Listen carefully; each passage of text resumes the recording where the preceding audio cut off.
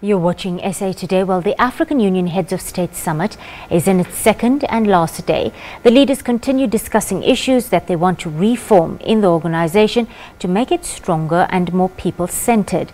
Well, our correspondent, that's Coletta Wanjohi, is at the summit in Addis Ababa, Ethiopia, and we cross to her now. Good afternoon, Coletta. Really the last chance for President Kagame to push through his reforms and cement his legacy as AU chairperson.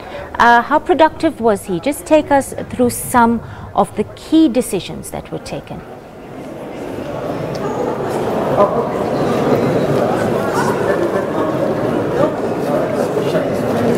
Well, the African Union Summit has ended here in Addis Ababa just a few hours ago, and some resolutions have been made. President Kagame, who has been championing the institutional reform agenda, says that progress has been made, and he is happy with what the discussions have been as far as the institutional reform agenda is concerned. Some of the issues that have come up as decisions is the fact that the African Union Assembly has decided that it will remove 2 commissions from the AU Commission. So we now have 8 commissioners instead of 10. So we have the Commission of Peace and Security will be merged with the Commission of Political Affairs. Also, the Commission of Economic Affairs will be merged with Trade and Industry. Another key decision that has been made is that the Foreign Affairs Ministers have been given the mandate to be able to remove from power the chairperson, the deputy chairperson, or the other commissioners in case they are found to be going against the requirements of the African Union Commission. So all they have to do is just pull up 2/3 majority, that is the Foreign Affairs Ministers, and they can replace the chairperson of the commission, the deputy and other commissioners, something that was not there before. Another thing that has been decided is that there should be sanctions, especially on countries that do not meet up their annual subscription fees. And the sanctions are not just warnings, but it has been decided that it should go up to suspension of the membership of member states that do not own up. But at the end of the day, President Kagame has said it was not easy. It's not easy. A lot has not been done, and some heads of state have said they need more time to deliberate on other issues. On that issue of funding, Coletta, there were some countries that had reservations for the levy you're talking about. Has that issue been resolved? There was much talk of alternative financing of the AU, and we heard a lot about it in recent years when member states were encouraged to be more self-reliant and finance 100% of their operating budget. But how realistic is this right now? Because we know more than 60% of the overall budget of the AU is paid by foreign or external partners.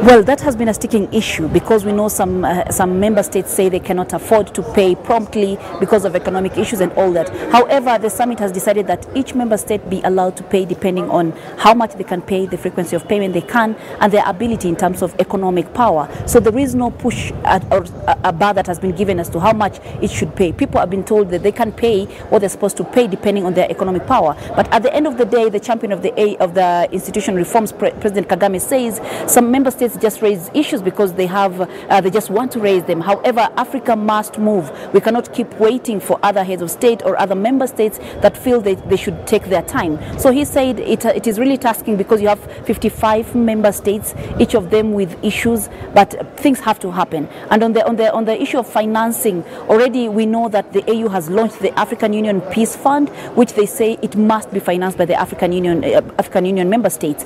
They've already contributed about $60 million in the fund. There is more that needs to be contributed. So at the end of the day, President Kagame and others who support the institutional reforms have put it out to their fellow member states, saying that if we do not finance this, we're not going to have a global voice, which is one of the priorities of the African Union moving forward. So at the end of the day, it is a must. It is something that has to be automatic. African member states must pay up.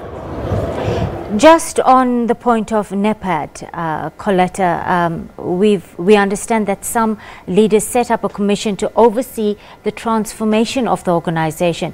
Do you have any information to give us on who exactly is on that commission and what their areas of expertise are at this juncture?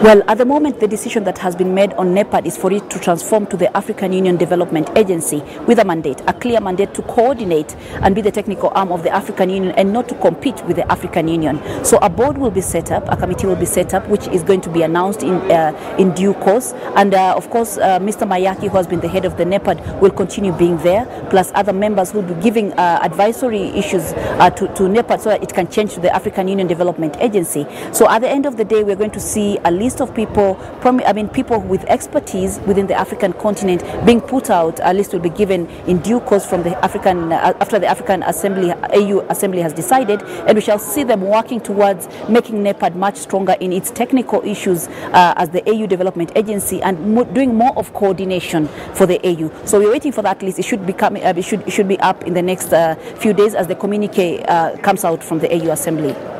Coletta Wanjohi, our correspondent, coming to us from Addis Ababa in Ethiopia, where the AU summit has